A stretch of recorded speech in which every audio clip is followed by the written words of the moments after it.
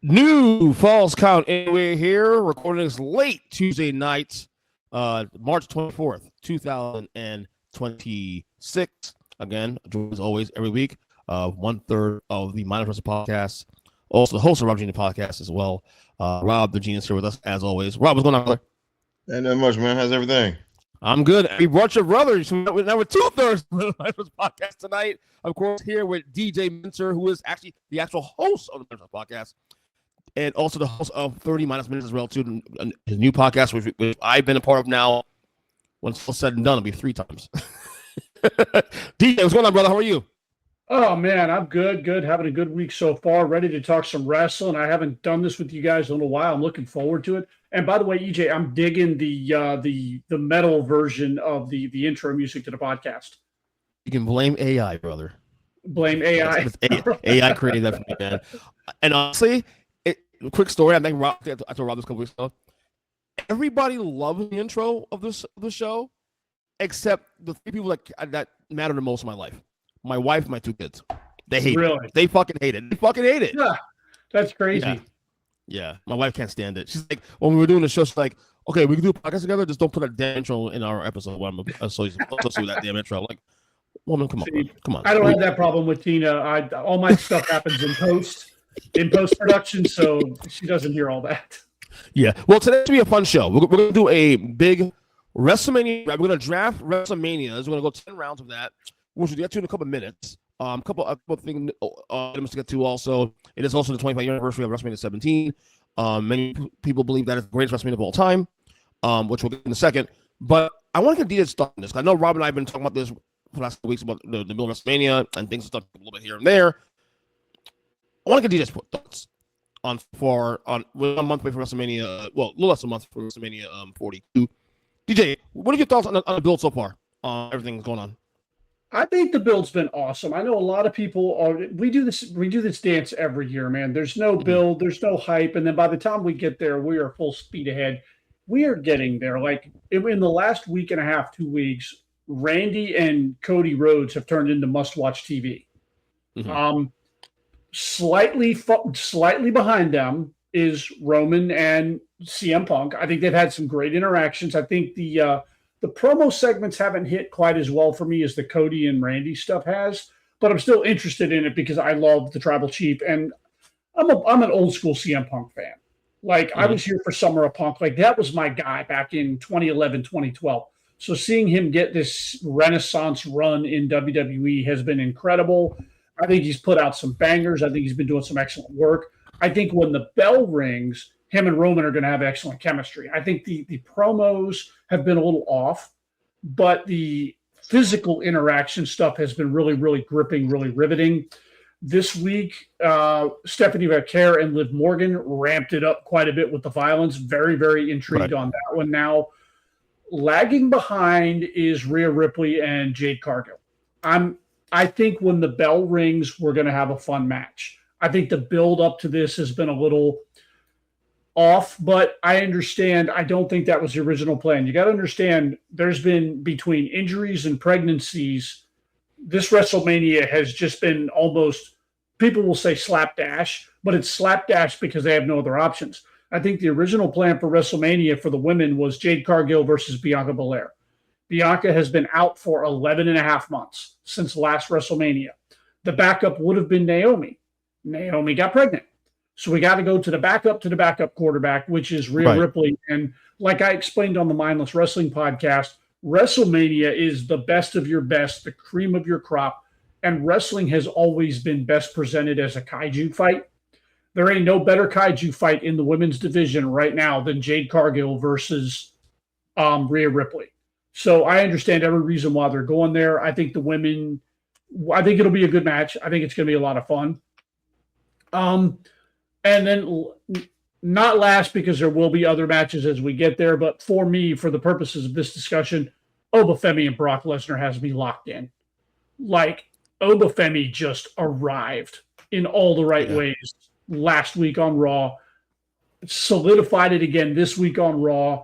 I think the physical interactions between these two have been incredible. The trust, the belief in the system, and I'm really looking forward to this one. I think the next couple of weeks are going to be special. I think this WrestleMania, a lot of people online are complaining. I think it's still a bubble of people that aren't hyped. I think this WrestleMania is going to be a sleeper. I really do. I think the build is going to be incredible. Do you, because Rob and I agree on this also too. I said this on the pod last week. Do you agree that Brock and Oba not only is probably the biggest match on the card, do you agree this is arguably the most important match? I said this on Raw last week, and he agreed. This match is probably the most important match for this company in about 5 years, probably since Bianca and Sasha, because of the fact that that match represented the next batch of women. Then we could build around her and this girl for the next 10 years, we'll call it. And I was telling Rob last week that we haven't had a real new batch of players in this company really since The Shield, since 2012. So we're looking at almost 15 years of a new batch of characters to work with that could be the future of this business. I don't think Cody Rhodes in the last couple of years, because Cody Rhodes was there already once, had to get rebranded in AEW, came back.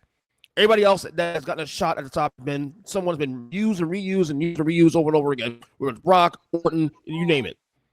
I think the way that they're looking at Obafemi, to me, this is a real changing of the guard moment. Because I'm looking at Oba, and the way he's being received, and the pops he's getting on the crowd, it actually mimics Brock's run in 2002. We got fast tracked from literally being called in April in 2002 to winning King of the Ring 2 months later, to 2 months later winning the world title against The Rock. And I look at Oba almost in the same vein. This could be the guy, and him, and maybe even Trick Williams some degree, the next batch of characters that could run this company for the next 10 years. Do you agree with that? I 100% agree with that. And it's interesting you used Bianca Belair and Sasha Banks, because the parallels between Oba and Bianca are right there. They're glaring. She was a collegiate level athlete who took to wrestling like a fish takes to water. And Obafemi is exactly the same. Like, this guy is a sponge for this business.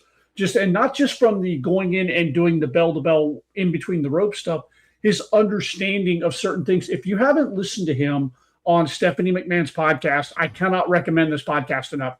He's absolutely incredible, listening to not only his life perspectives, but his perspective on wrestling and how much he's absorbed just in the 3 years he's been doing this. So the parallels are there.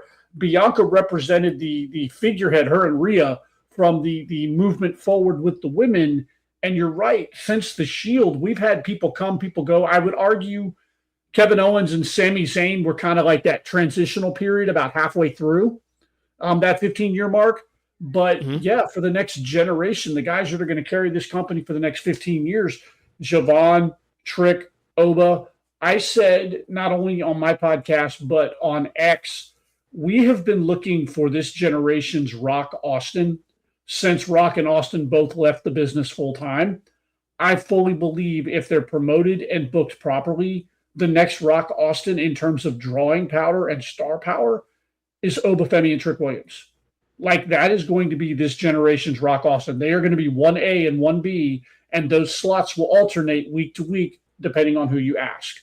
I think everything is pointing up for both of those guys. And yes, you're absolutely right. This match with Brock may be the single most important match at WrestleMania 42 for those very reasons. Like this is then whatever, and not to underscore it, or not to undersell it, but same thing with Trick Williams. Whatever he ends up doing at WrestleMania this year is equally as important because those are the two guys, at least from the men's side, that Right. WWE is banking its future on, and rightfully so. They're both Right. megastars in the making. But again, this is the launching pad, right here, WrestleMania 42. Right. Rob, you want to answer that? Yeah. So as far as the build, I guess for me it's been kind of up and down. I think the men's stuff it's all picked up really well, especially the last couple of weeks. I don't know, for me, the women's stuff is the build for the women's matches is kind of lacking. And I think with Jade and Rhea, I think starting out they have the same problem they had with Charlotte and Tiffany last year, is that they have no history. Yeah. And you're just throwing them in. They have no history. It's like Charlotte and Tiffany had no history. And you're trying to build a WrestleMania match from zero. And it usually doesn't work very well. I mean, like, and then then the Twitter stuff that happened between them and some of their coworkers, I think that's made everything very awkward. And because I mean they've been doing basically hostage video promos for the past ever since. Like you're gonna go out here and this is what you're gonna say, right? and, and somebody give these women a script. Yeah. And so it's been very awkward. See, like with the men's stuff, I mean, I know, over in Brock is a short build, but you could say they started building that by just when they started bringing over up to do main roster stuff, because they started building him up and building him up. And they teased it at the Rumble 2 months ago. Yeah. Or a month ago. And with Brock, all you need it is always just a question of who's going to come out there and challenge him, right? So that was like, you don't have to do a whole lot with them, but if you look at the other matches, I mean, Punk and Roman have over a decade of history together. Mm-hmm. Cody and Randy have over a decade of history, right? I mean, and if you and they're going back to all the men's world title matches over the last few years, or the men's main events over the last few years. Last year you had a triple threat with Punk, Roman, Seth, and again they got a decade of history. And then with Cody and Cena, you had the whole retirement angle going with Cena, and then they did the turn and all that stuff. I mean, so they had something going there. But a lot of times with the women's matches, they just don't. They either put two people in there with no history, or or they just don't do a whole lot to plant any seeds, like going up to it until they actually make the match. And so I think with Rhea and Jade, it's very awkward. And I think Liv and Stephanie are doing better. I think, and I think because at least they've had some stuff going, because Stephanie was feuding with Raquel for a while. And so they've been interacting at least going back to late last year. And so at least, they've had time to just kind of, work together for a little while. So I think they're just going a lot better. And I think with Becky and AJ, I think the problem is that AJ is a part-timer, so they'll do something and then they do nothing for a few weeks, or maybe even a couple of months. They do like nothing. Right. And then they can start over again. Right. So hopefully, the next few weeks they'll both be there and have some type of continuous thing going. And then we got the women's tag team extravaganza thing that's coming together. Looks like it's gonna be probably like a 4-way tag team match. And honestly, yeah, I mean, it needs to be a 4-way tag team match, because if you saw the Bellas and Nia last Friday, oh brother. I Soft clips got and it to watch looked SmackDown and Raw still. horrible. It was a mess.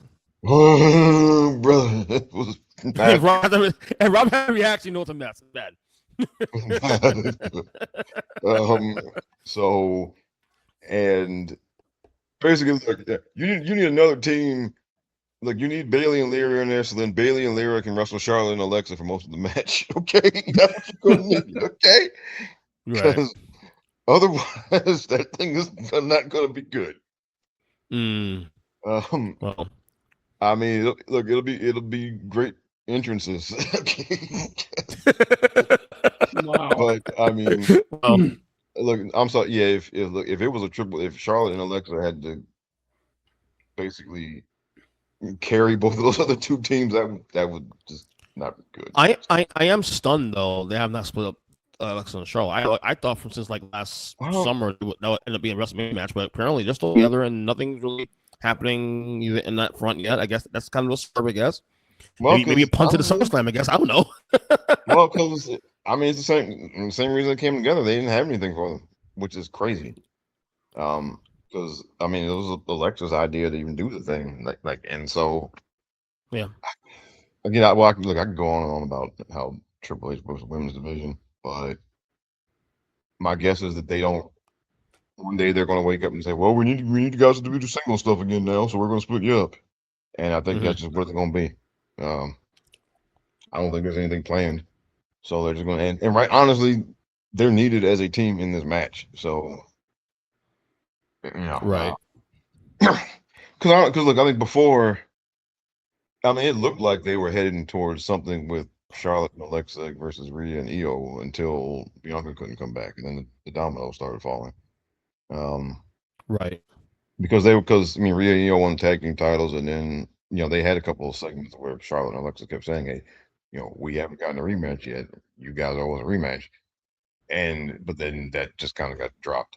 So, I mean, it looked like they were going in there, and I wish they had, because we talk about when the women going to get the main event again. If they had a 4-way tag team match with Rhea and Io and Bella and Charlotte and Alexa and like Nia and the Lash, that could have main evented night one. Mm-hmm. All those people in that match, but so obviously it's not going to main event now. Right. Well, so it's just for me, it's been up and down, and They need to build these women's matches better, not just for WrestleMania, but for year round. It's just and it's frustrating. Well, what I'll do for you probably next week or two, or maybe after WrestleMania is over, I will set you up a segment where you can explain to me and listeners why you issue with Hunter's women's booking as of late. So we can definitely set that up for you in the coming weeks. Okay. We did get some news last night on Raw. For me, bittersweet in a sense. I'll explain in a second.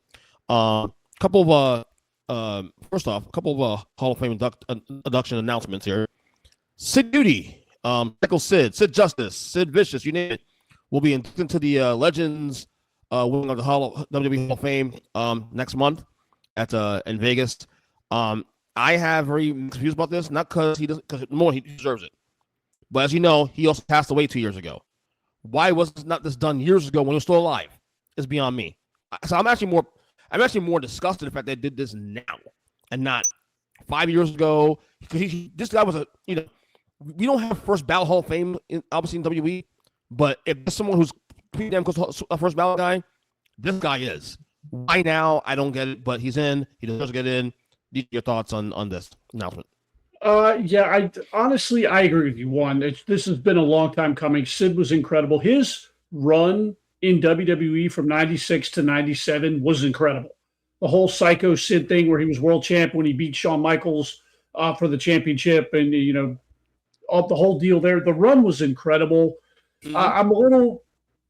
The most egregious part here is that he's part of the Legacy Award, which means he's going to get a mention. In the Legacy wing, Sid Vicious, and then they're going to move on to the next one. And I think but I also don't know what his relationship was with the company in the last years of his life. I know they brought him back on Raw probably about 12 years ago. He came back. He had a match with, I think it was Heath Slater.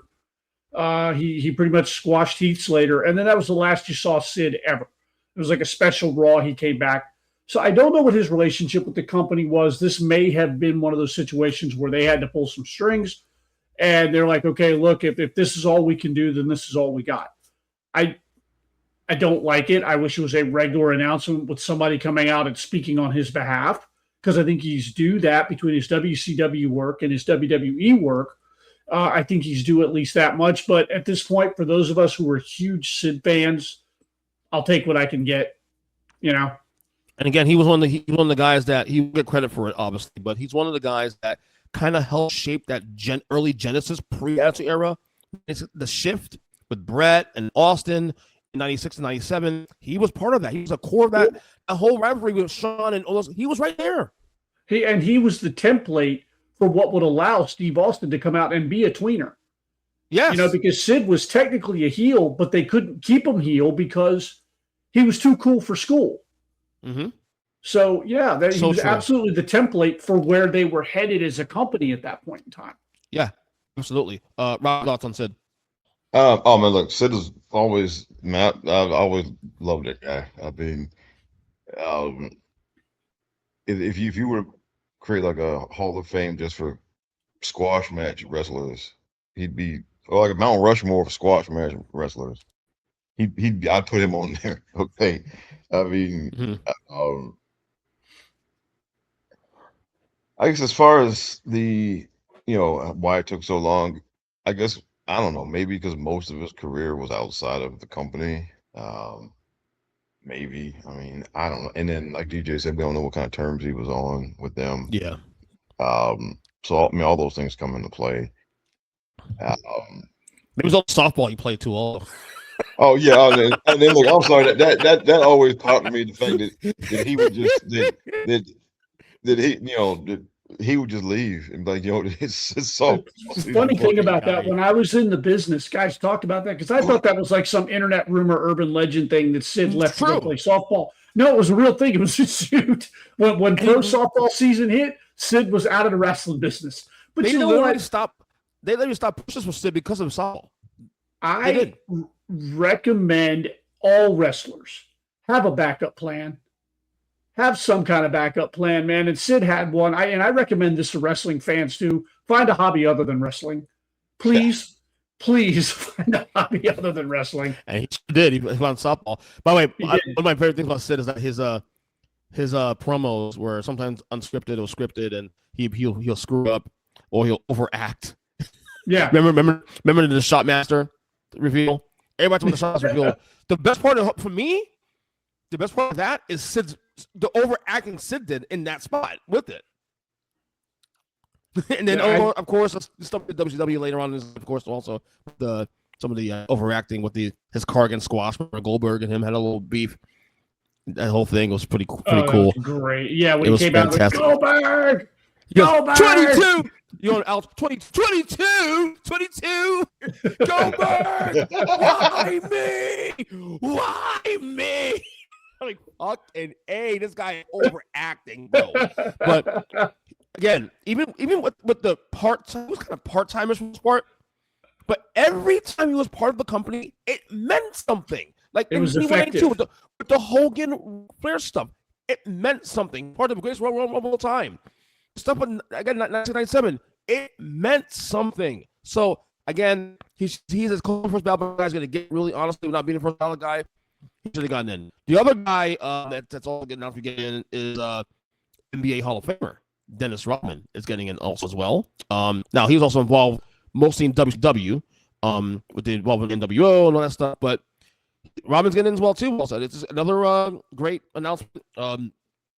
He was fantastic, in the role. So you guys, your thoughts, Gigi, your thoughts on Rodman then? Oh man. I think it's deserved. He was part of one of the most important periods of the wrestling boom. And he was actually a natural entertainer. Rodman was. I think he was probably more interested in entertaining than he was in playing basketball, and he was a phenomenal basketball player. So, what'll be interesting to me is how much, if at all, he gives credit to Hulk Hogan for anything. Because those guys were pretty tight back in the day. I don't know what happened in the I wake think they were still of- tight, actually. I think they were still tight even in later years. even in later years. So it'll be interesting to see if he mentions, if he does any type of speech at all, if he mentions Hogan, if he brings that up, or if he just keeps it. They give him, hey, pal, you got 2 minutes. Get in, get out, get it, go home. You know? So, but yeah, absolutely deserved. It's a neat little thing. Little egregious that he's a regular inductee and Sid is a legacy inductee, but it makes no sense at all. You know what? It is what it is, I guess. Rob, go ahead, man. Your thoughts? Oh man, I mean, that was one of those you had to be there moments when it was middle of the NBA finals and they're in between NBA finals games, and he just shows up on Nitro and comes out for the NWO. It is the middle of the NBA finals, and it's just insane for somebody to come out. I mean, to come out there in between NBA finals games and come out there on Nitro, and then he actually got physical that night too. He wasn't just standing there. And I'm sure Michael Jordan probably wanted to kill him. But the thing is though, Rob, and we like NBA fans especially, it didn't affect his game in the NBA. He still played well in finals. Oh yeah. It yes, and then but it was just, I mean, because as somebody at that point I was really heavy into both. Yeah. And so it was crazy. And then because I mean I think he had just played in the game Sunday night. Yeah. And then Monday, and it's like here, and then he's out, and it's like, oh my God, what in the hell? In Nitro. Yep. Yeah. And those were wild times in the wrestling industry. Yes. And by the way, if I'm not mistaken, did he do this back-to-back years also? He did because remember the Jazz and Bulls played back-to-back years, 1998 at the peak of the NWO's run. Yeah, and because he worked pay-per-views back-to-back years and did like tag team matches, and one of them he was against Karl Malone, and was on the other team. That was go figure to pay the Jazz that year too, both years too, also in the finals. Yeah. So yeah, it makes sense. I mean, and it was just it was just one of those things. I mean, it was. We also go ahead and finish, Rob. Then I've got a thought. It was just a different time, and seeing something like that because it was totally unannounced. Because now they announce everything 3 weeks ahead of time now. It sucks. I hate that. But then it was completely unannounced, and then it's like here he is, and it's like, oh my God. Yeah. What DJ going to say? We also have to remember this guy went on an indie run too.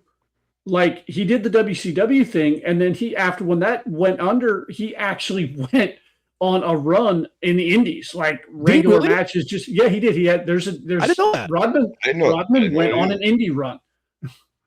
I don't think it was very long. I don't think it was very successful, but yeah, he wrestled some indie matches. I did not know that. Yep. That's interesting. Rob, did you know that? No, this is news to me. Just to me also too. But hey, man, Rodman was one of those guys that when you talk about someone who lives life to the fullest, prime, this guy literally did that. And you know what? It never affected the products he was involved. He was still A+ on everything he did, whether it was WCW, whether it was the NBA. He showed up in the NBA, played well also too on top of that. So yeah, again, Dennis Rodman now also part of the WWE Hall of Fame. Will be inducted, him and Sid Udy the next month at WrestleMania 42. All right, guys, it is time for the draft. We're gonna draft 10 rounds, 10 picks each for picking WrestleMania events. Basically, we're gonna pick the events itself. There's obviously 41, so we're gonna have 30 selected. Obviously, we did a draft order about a week ago on my text. I get the first pick, DJ second, Rob is third. So I have a draft sound to kick off the set out the NFL draft sound here. So let's go. My first pick in this Falls Out Anywhere WrestleMania draft 2026. I am torn here because I take my favorite WrestleMania Should I take the thing that's considered the greatest WrestleMania of all time, or should I take the one that's regarded as the WrestleMania that changed everything? I am torn, but I'm going to take what I consider is the greatest WrestleMania of all time. Many people, and that's WrestleMania 17 from Houston, which we'll cover here later on the show. WrestleMania 17, of course, with headline the second Austin Rock, but it is also viewed as the greatest card in WrestleMania history as well. Too, you got Flair and Taker. You have a bunch of great matches in here. Angle and Chris Benoit. You have, let me see, Chris Jericho, because Real and Regal. Even Iron Sheik and Burns, in a battle royal. Taker and Triple H, great match as well too. You have the first or second TLC match between Edge and Christian, Dudley Boys, and number 2, because this one was on my list and I just had to cut it out. Sorry, buddy. Damn you! It was between this 3 and 5, honestly. But it's the greatest one of all. It's the greatest WrestleMania of all time by many people, and I honestly have a hard time seeing, between the gimmicks, between everything else, it's an incredible show, and it was really pretty much I would say the bookend of the Attitude Era. Like, people say that era went to like 2002. I would say by this event, because remember they just bought WCW weeks before this event. Actually, days before this event, to be honest with you. Vince bought the company, so you can argue that the era kind of ended here. So this is the last bookend of the era. Yeah. So I'll go WrestleMania 17. And all right, I would say also, on that card, one of the greatest WrestleMania sports entertainment matches between Vince and Shane. Yes. With Foley as well, special referee. Yes. That is correct. All right, DJ, your turn. Your first pick in this draft. I think I'm gonna rip Rob's heart out here a little bit, because I'm gonna take a WrestleMania that has one of his all-time favorite tag team matches, WrestleMania 6, Hogan and Warrior. I led off with this one, but this one also had the Hearts versus the Bolsheviks in the greatest WrestleMania tag team match ever. They beat him in like 19 seconds. It's Rob's favorite tag team match. I love how Rob says shit. Fucking Rob, dude. But another match that was on this card that I really, really enjoyed was Demolition versus Andre and Haku. It wasn't very long, but it was just a good, big, meaty men match. The Colossal Connection. Colossal Connection versus Demolition. Andre's Last Stand also too. I have a love-hate this WrestleMania, to be honest with you, because obviously Hogan losing Warrior, not fun for me personally. I hate Warrior, so it is what it is, but I get it. I was a big Warrior fan back in the day. I know you were, brother. I know you were. All right, Rob, your turn. Your first pick in this draft. Should I pick it for you? Because I know where you're going. Alrighty, so 17 is off the board. 6 is off the board. I'm surprised 6 this early, to be honest with you. I'm really surprised. Okay, I am going to. I'm gonna surprise everybody here. Wait. You really not pick that? You really not gonna pick that one? I'm shocked. I'm stunned. Actually, I think I'm gonna go ahead and do it, because the one I was thinking of picking will be there. So, yes, WrestleMania 3. Yes. There we go. See, bro, if you weren't gonna take it now, I'm snatching that shit next round. I intentionally left it off my list. And here's the thing, also, Rob, you got a break. You have last pick in the first round, and that thing's still there because I was going to take it. It was between 7 and 3 for me, to be honest with you. All right, because and for those people who are wondering, all right, look, and look, okay, well, we don't need to keep doing the disclaimer about Hulk Hogan, okay? But that card. That was Vince McMahon's big message to everybody that I was right. Fuck all y'all. Yeah, sure was. That was, everyone in the business thought he was insane to try and, make the WWF into a national wrestling company. And a bunch of people were pissed off at him because to go national, he had to step on everybody's territory. and people thought his own father didn't think it was going to work, and so this was his, this was his big statement that yeah, I was right, and the crazy idea I came up with, it works, it worked. Yeah. And also, I mean, I think maybe like the first of out of all the iconic WrestleMania images, Hogan slamming Andre might have been the first, and it's one that still gets shown to this day. I would say definitely in ring one. Yeah, I would say that one. Yeah, in ring And images. Yeah. and listen, look, I know, the work rate nerds take, they shit all over this match, but for my money, if you're talking about telling a story in a match and getting a crowd into what you're doing, this is one of the best main events they've had, because again, they told the whole story through that match of him doing everything he could to get Andre off his feet, and he couldn't do it, and he couldn't do it, and he couldn't do it, and then in the closing seconds, he finally knocked him down, and then he tried to slam him in the opening seconds, Andre, and he couldn't hold him, and Andre fell on him, almost won the match. And then in the closing seconds, he gets him up for the big body slam, and 93,000 people were on their feet for a guy doing a body slam after 12 minutes. Okay, Allegedly 93,000 people. Allegedly, whatever. For record. We're gonna buy into There were 93,000 people folklore. in the building. Okay, they didn't Yeah, I all agree. pay to be there, but they were there. Okay, In spirit. If you think the guy selling hot dogs wasn't on his feet for that moment, you're out of your mind, pal. He didn't pay a fucking ticket. Whatever, man. But whether it was 93 or 73, it was the biggest crowd that anybody ever had in a long time.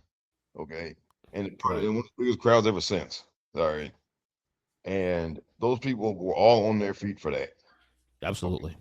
So all you people doing your 450 splashes and this, that, and the other, just to try and get people to clap for you.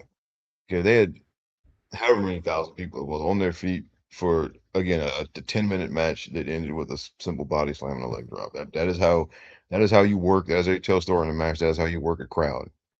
Okay. Yeah. And then Alrighty. and then there's Savage Steamboat also. Mm-hmm. And then and this gets downplayed now because he came back, but at the time what everybody thought was Roddy Piper's retirement match. Right, great match too for the record. Him and Adonis. Yeah, and then and going into that, I remember he did what was supposed to be like the final Piper's Pit, like I think the Saturday before the show. Mm-hmm. And he kind of broke character, really, and and so I mean, it felt like that was really it. He he kind of broke character when he did that.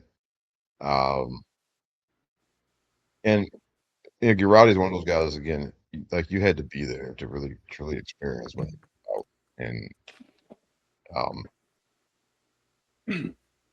And how he went from being like the biggest heel in maybe the entire wrestling business, and then within a year's time, he was getting ovations as loud as Hogan. I mean, right, yeah, and again, and so you had to kind of be there to really experience it. But that is that's 3 super huge. If you're making like a top list of WrestleMania moments or whatever, matches or whatever, you had 3 of them on the show. All right. Next one, round 2 for me. For me, I'm gonna go with my favorite wrestler of all time, and that's WrestleMania 5, headlined by Savage and Hogan. And a lot of people will say, that people think I have 5 because of that match. However, the thing for me is that I love this Mania because of Jesse Ventura. This event, listen to Jesse Ventura with Gorilla Monsoon, this entire 3 hours. This is peak Jesse Ventura in terms of commentary. And that's saying something because he's already great in everything he does. But this event, he goes balls to the wall. The luster, and just busting on Hogan. Putting over Heenan, putting over winning the first title ever, putting over Rude, putting over these guys. it's solid card too also in general. But this one 5 for me is very well timed, so I have to go with 5. So all right, DJ, you next. Go ahead. My second one here is going to be WrestleMania 31. You go. It's right. The heist of the century. And there were several matches on this card that were excellent. One of them, the multi-man Intercontinental Championship ladder match, was absolutely incredible. You had Rollins and Orton in a preliminary match early on where Orton hit the greatest RKO ever. You had Taker and Bray Wyatt in just a complete spectacle. A match that I'll defend to the death, even though I can't defend the finish. Triple H versus Sting. And then obviously the heist of the century at the end. This was Roman Reigns coming out match. Like, I was on the fence with Roman up until this point. When he went toe-to-toe, man-to-man, nose-to-nose with Brock Lesnar, no matter how the match ended, Roman Reigns won a fan in me that night. All right. I like that one. All right, Rob, your second pick in this All right. this draft. My second pick, I am going with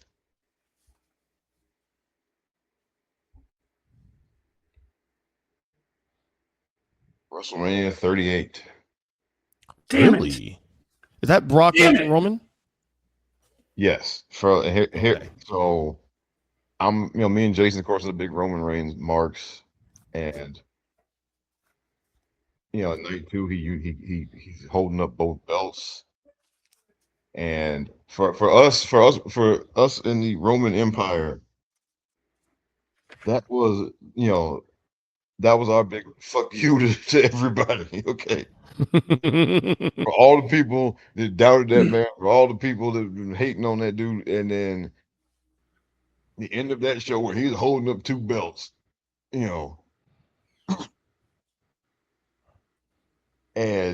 but that's not all. I mean, because on the first night, my other favorite wrestler was victorious, and honestly, I thought for sure. I mean, I thought for sure Ronda. I think most people thought Ronda was going to beat her, and then she pulled it out, and then. But then when you look at the rest of the card, I mean, there was Cody Rhodes returning, and then Becky and Bianca had that great match, and then Stone Cold Steve Austin comes back and and then also, I mean, what you cannot forget when we talk about sports entertainment matches, another one of the Sami Zayn and Johnny Knoxville. I mean, that was one of the most entertaining wrestling matches ever. I mean, it was just. I'll die on the hill defending that match with you. Oh, Rob. yes. My wife hates the fucking match, so she hates that fucking match. She hates it because of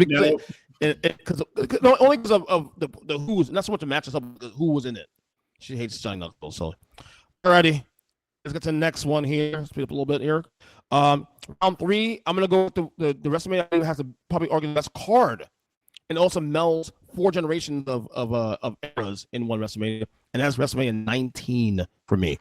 Of course, it is the last Rock Austin one. That's on your list too, buddy.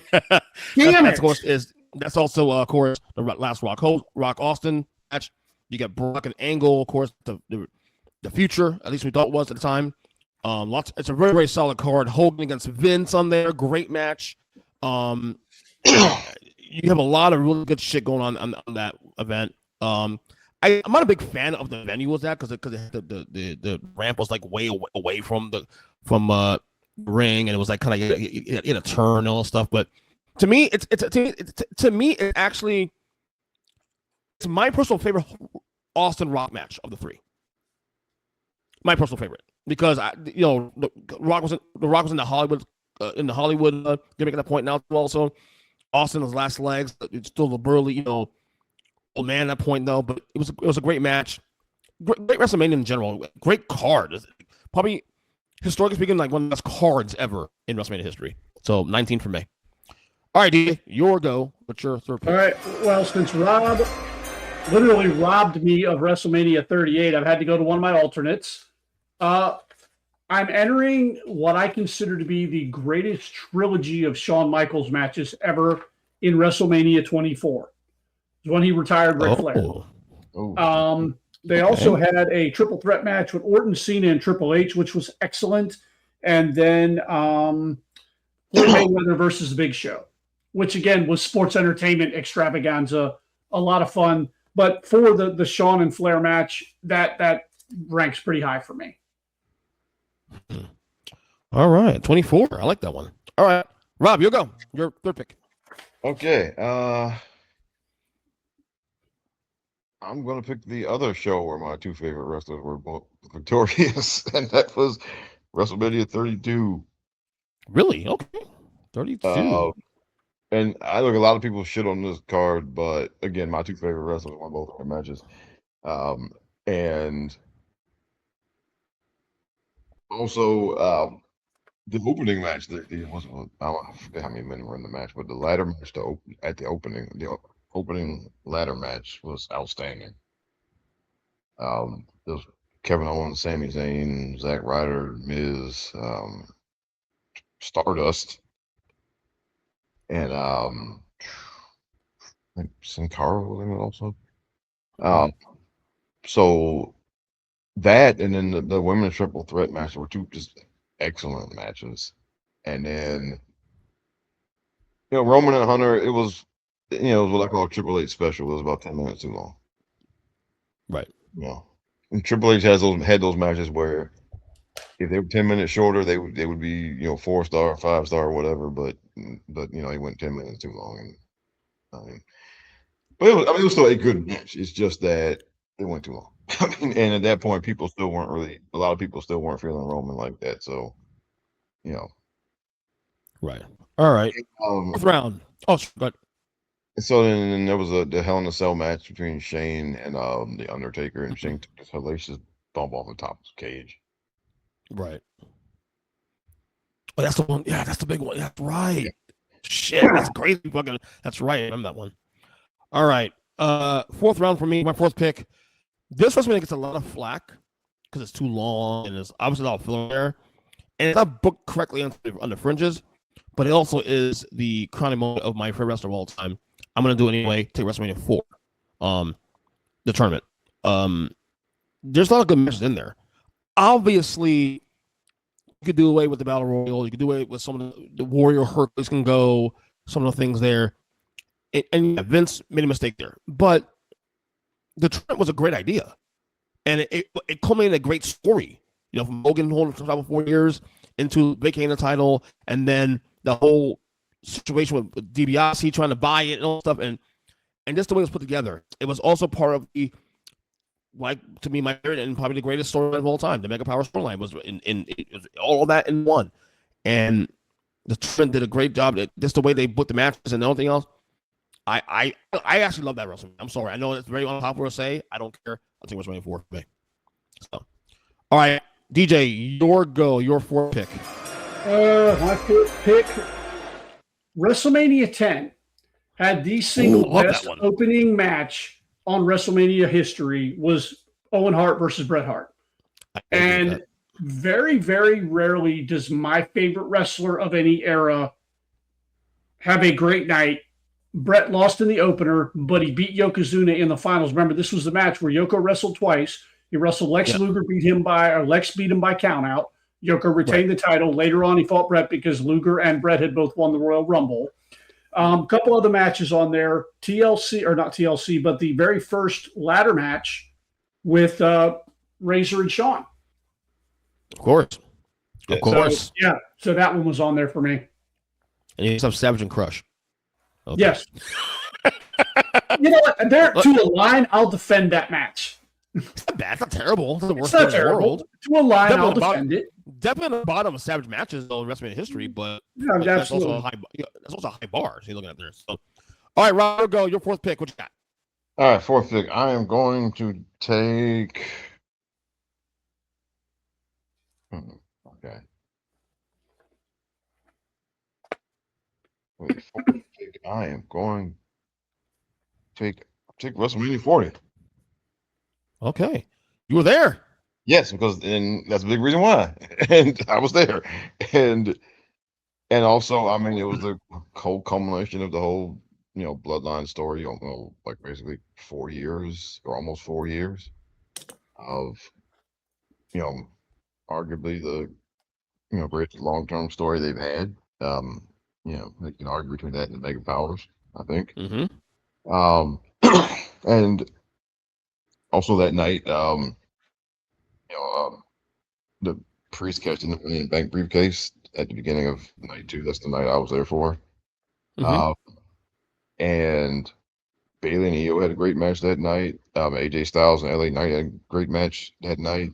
There was a triple threat with Logan Paul, Kevin Owens, and Randy Orton. That was really good. And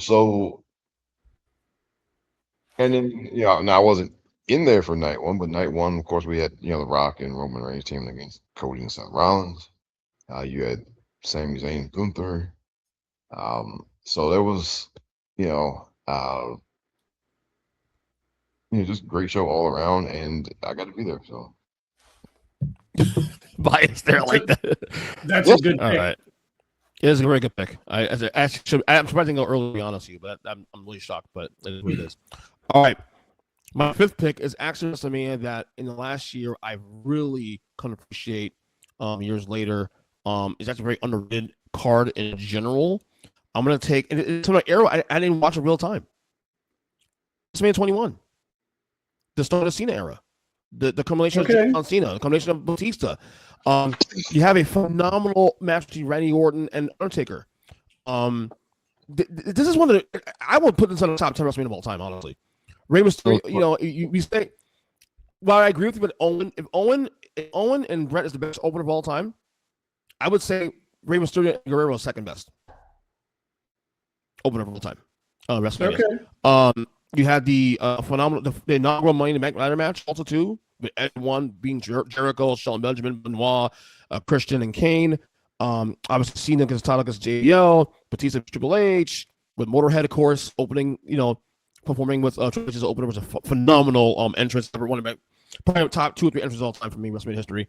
Kurt Angle against Shawn Michaels, phenomenal match. You have a lot of bangers here.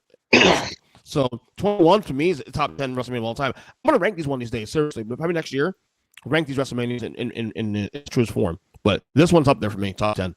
So, all right, Mr. Your go. I don't know. You guys keep taking my matches here. I got to go back. Hang on here. Let me flip back through my notes. So I couldn't use WrestleMania, the tournament, for all the reasons you said. I'll defend that tournament to the death. There you go. So another one of my alternates was WrestleMania 7, and this was the retirement match of Randy Savage with the Ultimate Warrior. Damn it! I was going to pick the match. I finally stole one from you. Yeah, that match is just everything. And when we talk about storytelling, and nobody brought the best, save for maybe Rick Rude, nobody brought out the Warriors' best like Randy Savage did. Nope. There was just a mutual respect there. The Warrior put on the working boots, the whole thing, everything. Then the end with Sherry beating the shit out of Macho Man because he was tired. Liz comes in, makes the save. Everything about that was just perfection. Phenomenal. Again, that was the culminate. When you talk about long-term storytelling, that moment goes all the way back to when the Mega Powers first got together. Because you think about why Savage and Elizabeth split was because of that. So they told, again, we talk about the bloodline story. This Macho Man Elizabeth story went on for years, literally from WrestleMania 4 all the way to now.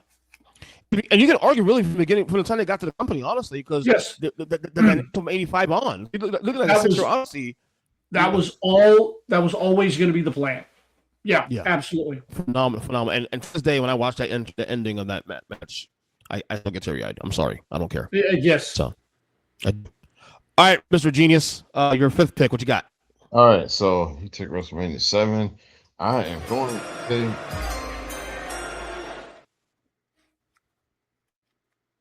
WrestleMania 28. 28? Yes. All right. That is that Cena Rock? First Number 1, right? Yes. Okay. Why that?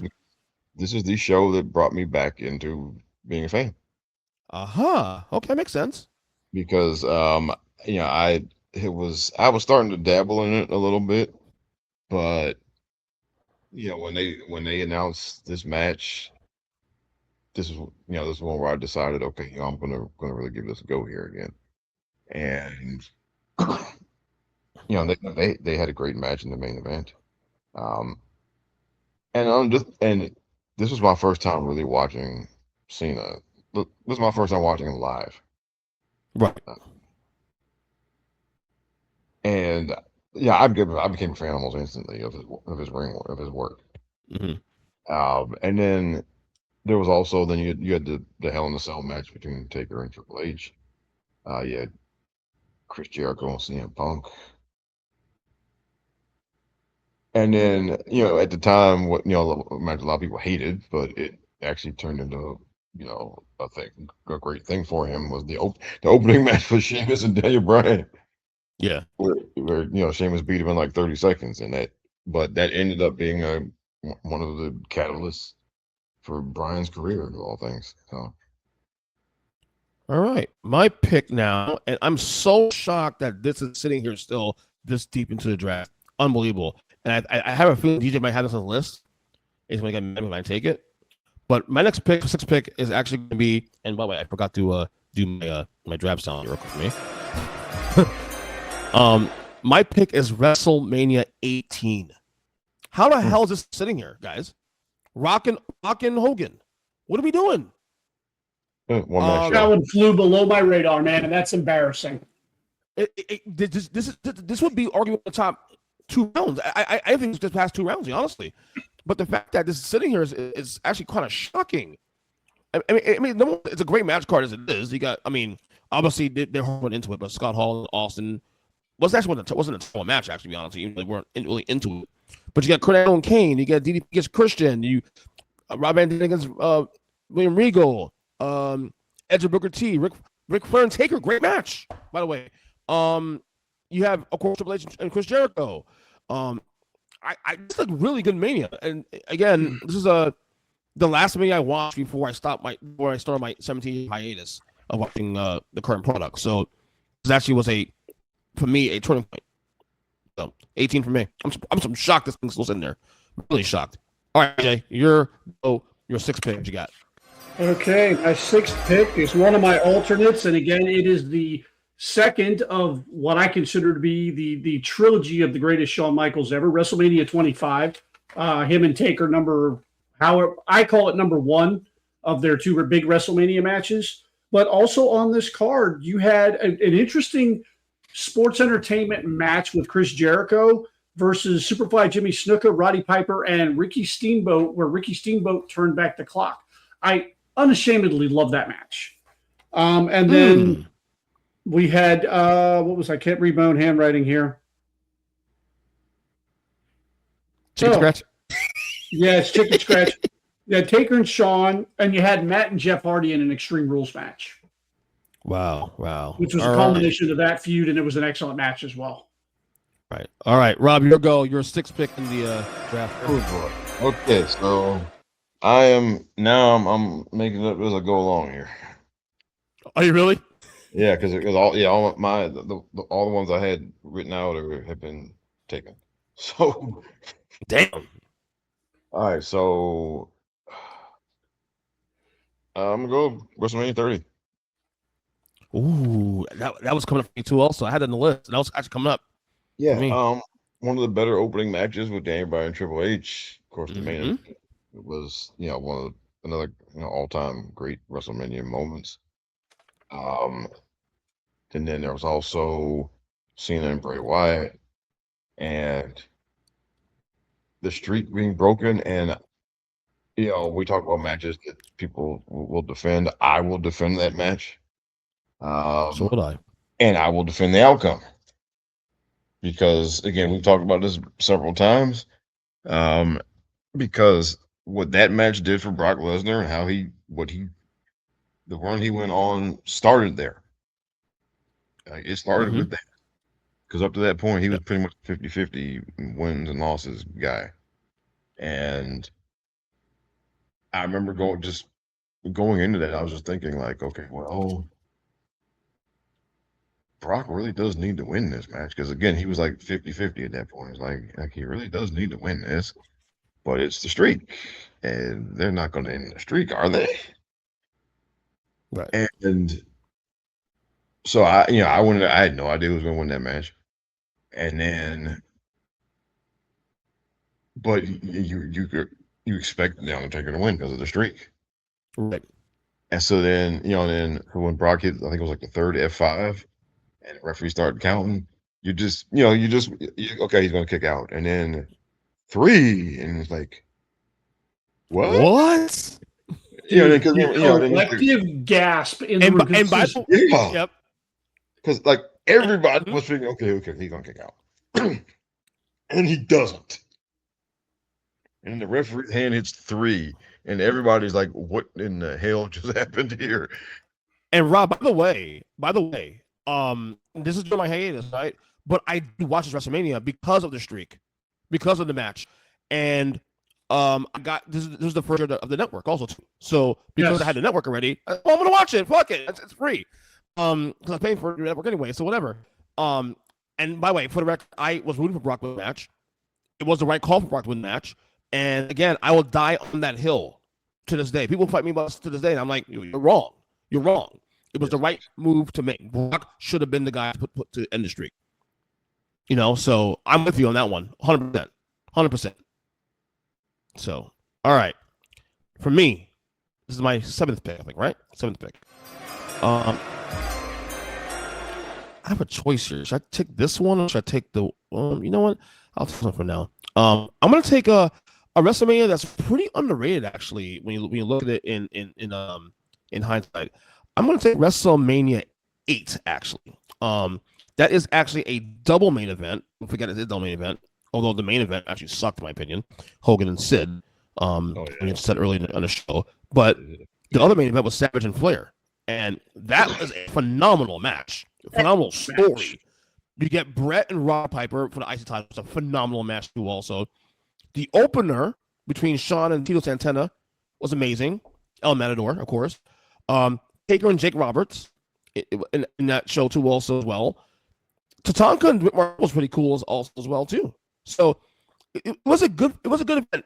Are there some duds there? Yeah, some duds. But overall, the high points were the high points, and then low points were low points. But I think when you really balance it out, of course, it was a very good WrestleMania. It definitely felt like that mania was like the change in the guard. We were definitely getting out of the Hulkamania era. We weren't there yet, but it felt like we're definitely going in a new direction with Shawn and Brett and these guys. So, but this WrestleMania was a really solid WrestleMania, live from India. So, all right, DJ, your go with your 7th pick. I am back on one of my alternates because somebody took WrestleMania 17 from me. Thank you very much, guys. That was gone a long time ago. The third match in the Shawn Michaels trilogy of best matches, WrestleMania 26. Not only because him and Taker 2 was Shawn's retirement match, quote unquote, but this was also the first WrestleMania with Bret Hart back within WWE's good graces, and he had Bret Hart versus Vince McMahon. And while the match was not a Bret Hart technical marvel, it was what it was. As a Bret Hart fan, it was, at least for the time, closure for me. With the way everything happened, it was closure for me to have Bret Hart back home and in a WrestleMania match. So that one holds a special place for me. Oh, okay. All right. 26 it is. All right, Rob the Genius, what you got me so good? I have WrestleMania 37. That's interesting. That's Stackham. So that one was, the first, first WrestleMania having, fans back in the building. Mm-hmm. Night one, of course, he had Sasha and Bianca in the main event, and then there was also another great sports entertainment match, the Bad Bunny and Damian Priest versus Miz and John Morrison. There was a cage match between Braun Strowman and Shane McMahon. It was very good. The opener was good, Bobby Lashley and Drew McIntyre. And then night 2 ended with, again, the infamous double stack pin with Roman Reigns, Yep. Edge and Edge and Ryan, right? And I watched that match maybe like a week or so ago, and it's a excellent match in its own right, and it does not get talked about enough. It was the first WrestleMania of the Bloodline storyline, and it was a start of things to come. So I actually love that Mania 2 also, especially. All right, my 8th pick might be very controversial. Because I'm telling you right now, spoiler alert, it's not a good match. It actually sucks as WrestleMania. It's a one-match WrestleMania. But the one match is arguably my top 3 to 5 favorite matches of all time. WrestleMania 13. Brett and Austin. I can't lose Brett and Austin. I'll take the entire show just for that. I mean, Sid and Taker wasn't terrible, but this is the one match WrestleMania, but it's the one match that is like, to me, a top 3 match all time. Not just WrestleMania match, a match. Austin and Brett. It was a start. The double turn, all that. It was really the real launching pad for Austin. Like Austin was on the way, but then this match really launched him to the sun. So I'll controversially take 13 because I don't want to lose that match. So 13 is for me. Not so controversial. I fucked up in my picks. That was actually my number 1, and I missed it. What do you mean? I was supposed to lead off with that one. I'm looking at my list of matches. Get the fuck out. Are you serious? No, I believe you. I'm shocked. Yeah, I absolutely, because my chicken scratch ass, I thought it was just scribble. And I went on to WrestleMania 6, which is right under WrestleMania. I'm an idiot. Oh my God. Dude, that was my first round pick. It makes sense now why 6 was taken so early and it didn't make any sense. Like 6, really? Like 6 is good, but no, because DJ's an idiot and he doesn't understand shit. And so you also took. So I'm out of alternates. So I actually only have 9 now because I'm sitting here on the fly finding alternates because you guys stole all my shit. Real quick. So, given that was that high for you, do you enjoy this WrestleMania outside that match? There were other matches that were okay, but no, that match was. You're right. That was a one-match WrestleMania. Okay. But that match was so pivotal. Like that's a pivotal moment in the industry. Yep. Like in the industry, it's literally was an industry-changing match, and that's why it's so important to me, and that's why it ranks so high. I've probably watched that match more than any other match in wrestling history. I don't blame you. It's that damn good. So, it may be my all-time favorite wrestling match ever. Right. Well, there you go. All right. So what's your 3, 4, 5, 8 pick then, Mr. Minter? Number 8 is WrestleMania 34. Charlotte defeated Asuka, ended her streak, and we had the return of Kurt Angle to WWE and WrestleMania. This was Kurt Angle and the introduction of Ronda Rousey, who would, again, springboard and bring a lot of eyes to WWE and be very instrumental in the women's revolution, versus Stephanie and Triple H. It's just one of those spectacles that I enjoyed. Yeah. All right. Interesting. Okay. Rob the Genius, your 8th pick in the draft. Oh, boy. Man, it's getting tough now. It's Pickens now, buddy. Yeah. All right. I'm going to take WrestleMania 36, the indoor Mania. Really? I am not that I'm shocked, because I will defend the fact that work rate match wise, amazing. Work rate, amazing. Okay. So we had the Boneyard match, which was Undertaker's last match, which was excellent. There was a 3-way ladder match between Jimmy Uso, Kofi Kingston, and I think John Morrison. That was really good. And then there was like a no DQ match with Seth Rollins and Kevin Owens. There was, Drew beat Brock Lesnar to close out night 2. And night 1, again, people are mad because of who won, but it doesn't matter. It was an excellent match. It's one of the better opening matches in WrestleMania, and that was Charlotte and Rhea Ripley for the NXT Women's title. Y'all be mad all y'all want. It was an excellent match. It was a great opener. So I will defend that COVID mania. There were WWE. One day we're going to have a discussion about the COVID era, because for a horrible situation, they really made chicken salad out of chicken shit in a lot of instances. Like, they really pivoted as well as anybody could have. And there was some really underrated stuff that came out of that era. Mm-hmm. All right. For me, my ninth pick here. We covered this in the show last week, Rob. I'm going to pick it now. WrestleMania 12. Of course, Iron Man match between Shawn and Brett. While people believe it's overrated, and I tend to see the argument there. Again, I always say that this WrestleMania was the turning point of the company. Like 1996 is actually a very underrated year for the company. Like 94, 95, well, especially 95 was actually the dark days. 96 and this Mania kind of was the first light in the tunnel. Oh, okay, we see light now. We started to see things percolate a little bit. But not quite in 97 and that's the era and stuff. We're seeing quality again come to the company. You know, obviously Austin and Sally Vegas in there as well too. Now Warrior beat Triple H by a squash match, of course. But then Taker and Diesel was a solid match.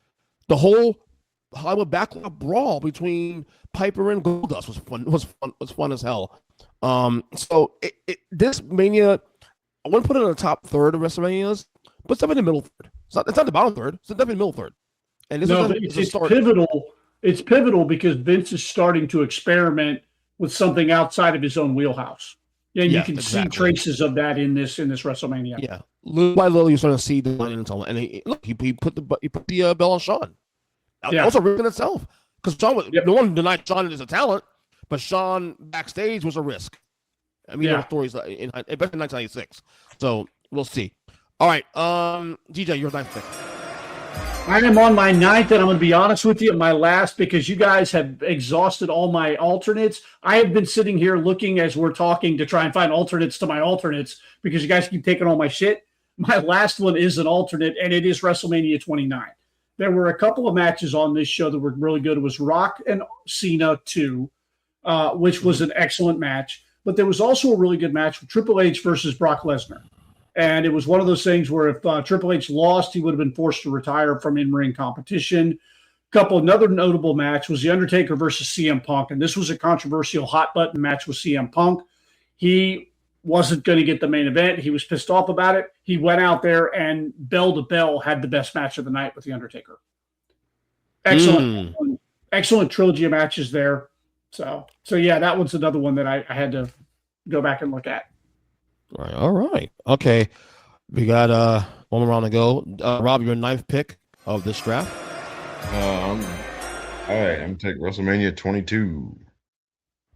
That is, I believe, 2006. That'll be Cena against Shawn, right? No. Cena against Triple H, right. He was the Shawn the next year. But there was also Shawn versus Vince, another sports entertainment match.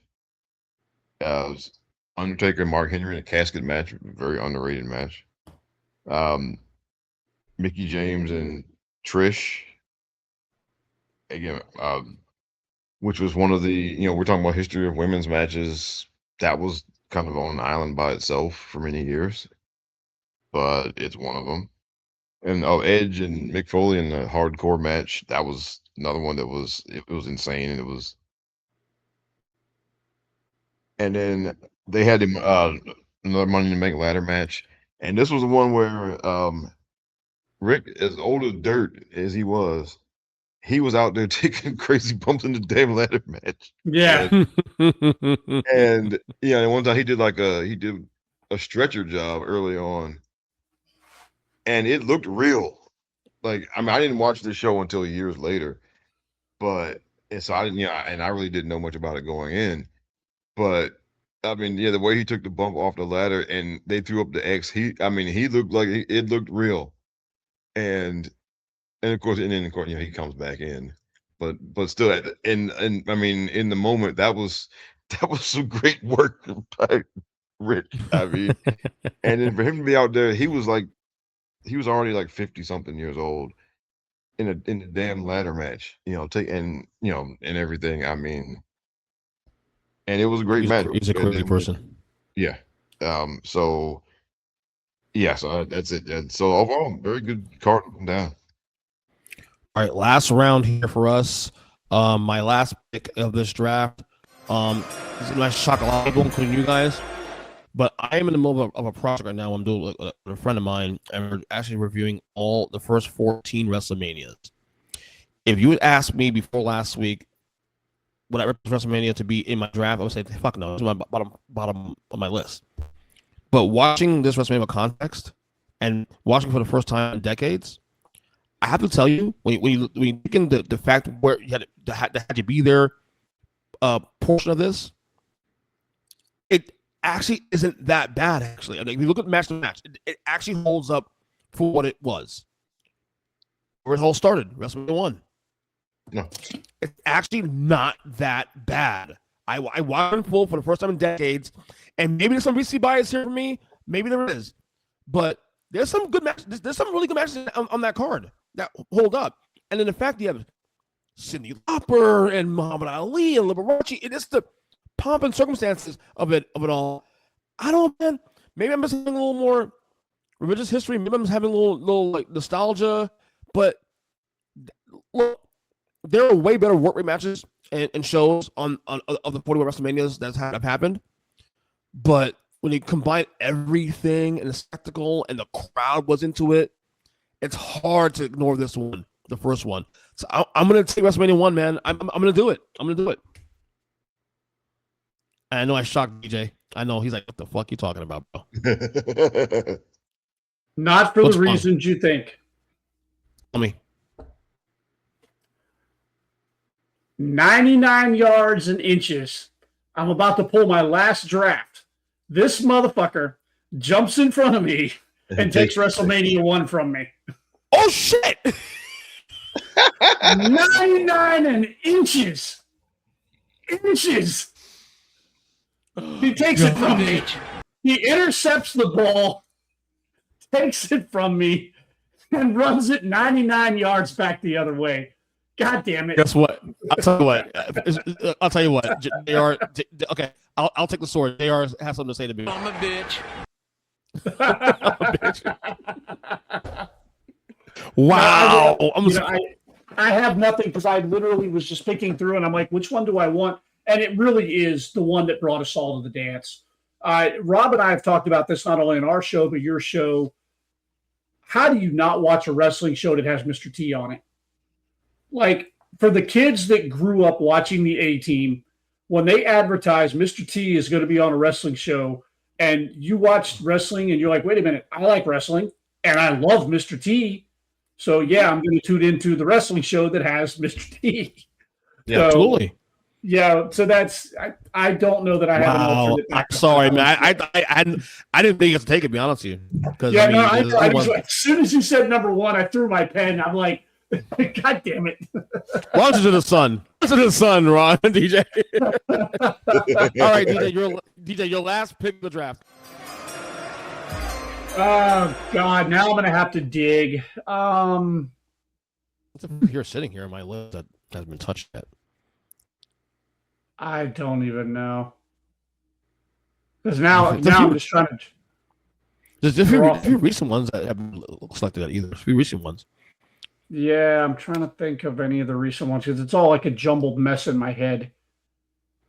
Well, the last like 3 or 4 is like a jumbled mess, honestly, to me. Well, yeah, good. It's just jumbled. I don't think you're going to think of the one that I'm going to pick last, so I can recommend one to you. Go ahead. 23. I had 22 in my head, but yeah, let's go. What happened on 23? Refresh my memory. That's Shawn and Cena. And then that Batista and The Undertaker, which was outstanding. Yeah, Batista. Okay, yeah, they'll throw that one out there by default. 23. That's me. Okay. Rob would lay up with the alley rather. All right, so since you gave away one, Rob, what is your final pick of this draft? Okay. This has sentimental value because this was the first WrestleMania I ever watched. Yeah, it's WrestleMania 2. Wow. It's I just watched not that. a, I watched it on Sunday actually. I mean, I would not call it a great show by any stretch of the imagination. There were some good matches. I thought, for me, and look, I was 12 years old, and I was a true believer that I hated King Kong Bundy for what he did to Hulk Hogan. Okay, when I was 12 years old. All right. Mm-hmm. And they sold me on that whole thing with the taped ribs and everything, and The and build was better than the match was. oh yeah, the match was fine. It wasn't a bad. It wasn't The even match actually was not that terrible. No, though. the match was not bad at all. no, but yes, I mean, wasn't but that great. was a hell of a build they had for it, and but then also on that same card, the battle royals usually aren't very good. They're usually they're not. They're fine. The best ones are fine. But this one, they actually, I mean, they had a whole story going in with the NFL players in it, and like all of them like getting into it with Big John Studd, and then there was a spot with Studd and Refrigerator Perry, and because they had been kind of jawing at each other, um, and the finish was excellent too because Andre was left in there with the Heart Foundation with both members, and they were working them over, and then then he finally got the drop on him, and he threw both of them out. And honestly, you can watch that match with Andre, and he was having trouble moving around. So you knew, I mean, you just see how he was moving around the end of that match. So you knew why they had to go to him and Hogan the next year because they had to get it in.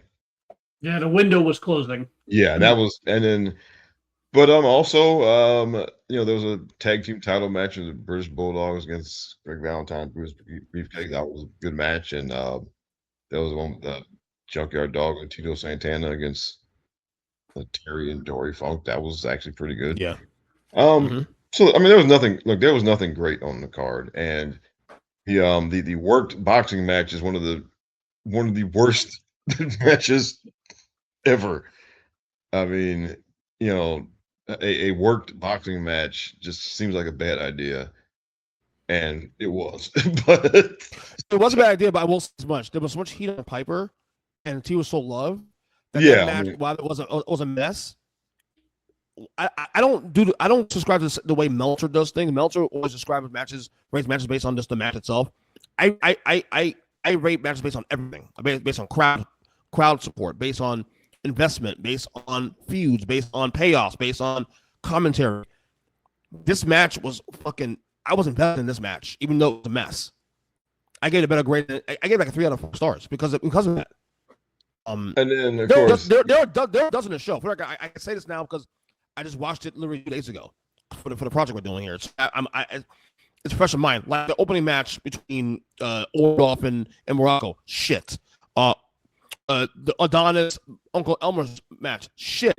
However, Elmer, what made the match? I get it 1 star for one reason. At least fucking Adonis sold the fuck out of the match for him. He sold every move. So that saved that match to some degree. There were some really good matches in there too. Also, the Bulldogs win the titles. That was a good match. There's another tag match also was really good. The Funks against JYD and Tito Santana was actually a really solid match too. Also, so it's not as bad as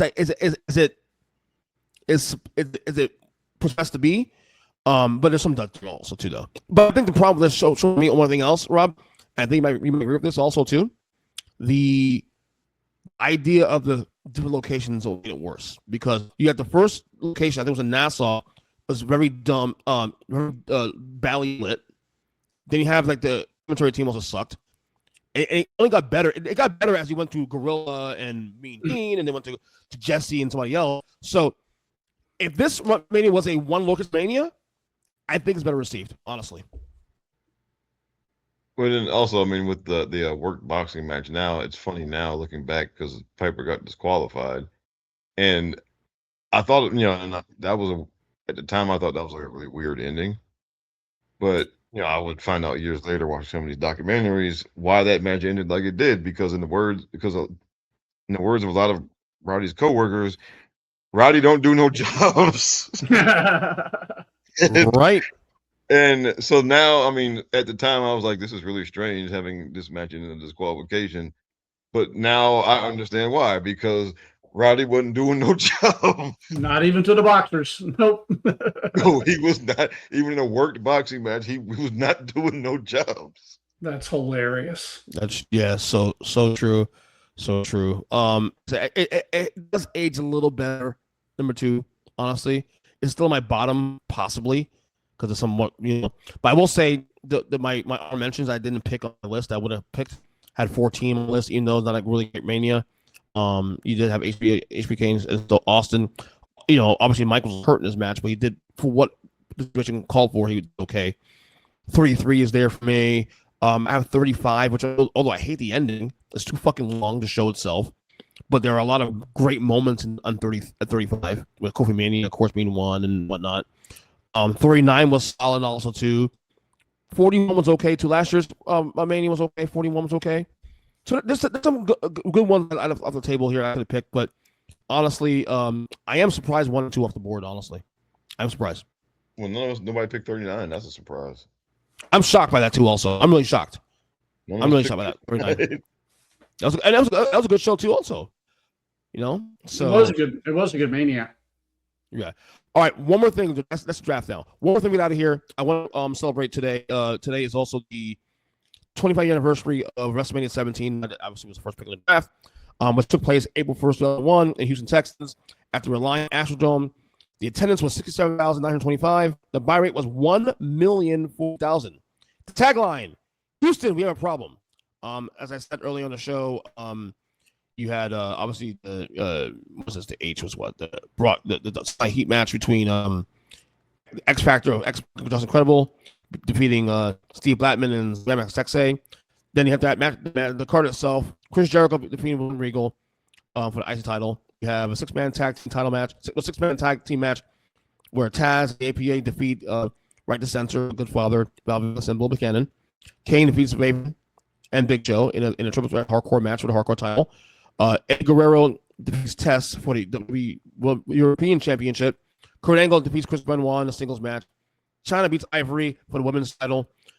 Shane McMahon with Linda McMahon in his corner beats Mr. McMahon with Stephanie McMahon and Trish Stratus in his corner. With Mick Foley as special referee. You had the second, you said, DJ TLC match between Edge and Christian defeating the Dudley Boys and the Hardy Boys for the tag titles. The Iron Sheik wins the Gimmick Battle Royal by eliminating Hillbilly Jim. Undertaker defeats Triple H in the singles match. And then, of course, the big one, Austin defeats The Rock for the WWE Championship in the DQ match. Of course, great match, but the finish always controversial. Where were you guys? Did you guys watch this real time? Yes. I did. Yeah. Me and my group of friends, we all used to chip in together on these things and sit huddled around a TV. Your thoughts on WrestleMania 17 in hindsight? Your thoughts? Did you love the card back then, and how you feel about it now? And most people believe this is the greatest WrestleMania of all time. Your thoughts on that? Everything? You go first. Yeah, I would say so. Like I said, the Austin turn at the end, notwithstanding, and I'll defend that to a line because there really was some incredible TV. The nuggets with him and McMahon and Angle, the three of them working together, they had awesome on-screen chemistry. The Rock and Austin always turned out every time they had a match. China, Ivory got a good match out of China. There was just a lot of good stuff to enjoy about this one. But yet, looking back, we didn't realize it at the time, but we had peaked. And we were going to start to taper off after this because we're going to head into the Ruthless Aggression era fairly soon after this, which had some good stuff. But the gradual taper of WWE and its dominance because WCW is done is, like I said, we didn't know it then, but it's coming. Yeah. Yeah. I will defend the Austin turn because, at least in theory, it made sense because, they'd been doing Austin versus McMahon for, at that point, it had been 3 years. And, And look, the thinking was, okay, well, we need to switch up here before, people get tired of this and it fizzles out or whatever. Um, and so again, on paper, it made sense. It's just the audience just was not ready for it. The audience was not tired of Austin McMahon. But this was, I mean, I don't have a specific pick for best WrestleMania ever, but this is definitely in the running, for all the reasons we talked about. And I mean, just watching the main event, I mean, just the intensity which they just threw everything at each other. Mhm. And then like post match, JR had one of his best post match calls ever. Just like Stone Cold is, sold his soul to the devil. And he shaking hands with Satan himself. And right. I mean, that might be the best closing show WrestleMania call ever. He was trying to murder Rock, man. He was wailing him in that chair too, also wailing his ass. Holy shit! I mean, so yeah, I mean, it was just all time great show. Definitely in the running for best ever, and just phenomenal. It really is. The whole card was great, honestly. But like I said earlier, it's also the bookend of the Attitude Era. I understand why people hate the ending of it, but the turn itself I have no problem with whatsoever. In fact, we got some of my favorite Austin moments are actually I argue my favorite Austin moments actually is post this WrestleMania. This is right where the what chant started. What? I'm sorry, I know it's stupid as shit now, layers later. I still love it. I still love it. When he does it, of course. When he does it's cool. When everyone else does it, it's stupid as shit. But him doing the stuff with the character work, with the guitar, being a little more, stuff with him in angle. Great work. It really was. It was entertaining TV. It really was. Yeah. So to me, it's I would say, I have no problem with the turn in the aftermath. Obviously, they were trying some new things here, but of course, Vince. I think if he had turned without Vince involved, maybe people accept it, but because the fact that wasn't Vince involved with it made it worse. Yeah. But everything after the actual turn, I love it actually. I love it. But of course, you can hold him as a heel for long because people still love him. So that's the 6 months, if that. Yeah, and then the invasion kicked in full force, and then they just used Austin as the hero of the day. Yeah, right, exactly. So, but yeah, this Mania it ages very well still. It is, like I said, the booking of the era, and there's that for me. So, anyway, great show, guys. We did the draft and everything else. DJ, thank you for coming on as always. Anything you want to plug before we get out of here? Yeah, man, you can check out myself, Rob, and Jason on the Mindless Wrestling podcast. We drop just about every weekend. You can find us on Spotify, anywhere you listen to your podcasts. Also, I have my own podcast, 30 Mindless Minutes, that has gotten off the ground. Having a lot of time, having a lot of fun with a lot of good co-hosts. EJ's been up there a couple times. I've got an episode with Rob coming up. Just having a lot of fun doing that one. Just slice of life stuff. Let me ask you a question. A little teaser real quick. Rob, what did you talk about? We talked about our comic book collections a little bit. I knew it. Our comic book hobbies. Yeah. I knew it. Look forward to that, man. No, I'm a big fan of that show. When I worked a rare Sunday this past week, and I saw the one in Ray Cash. They dropped it on Sunday morning. I'm like, oh shit, something's doing on the way to work. So I played the whole thing on the way to work, and great episode. And of course, you and I did 2 episodes in one night. We did. They'll come out in the weeks to come. I don't know when, but hopefully soon. But yeah, I'm looking forward to you and Rob in that episode. Rob, you want to plug? Just the usual stuff as always. Every week you can hear me here with you, and you can hear me with DJ and Jason, and every few weeks you can hear me do my own thing on the Rob the Genius podcast. Is there anything in the can now going on with that? I don't know. I've recorded a little bit of stuff, but Okay. I got it. I Okay. got some more to do. Okay. Of course, follow me on X at each7. False Count Anywhere, Core Partnership Podcast. Until next week, thank you, G, always coming on the show, and we talk to you guys soon.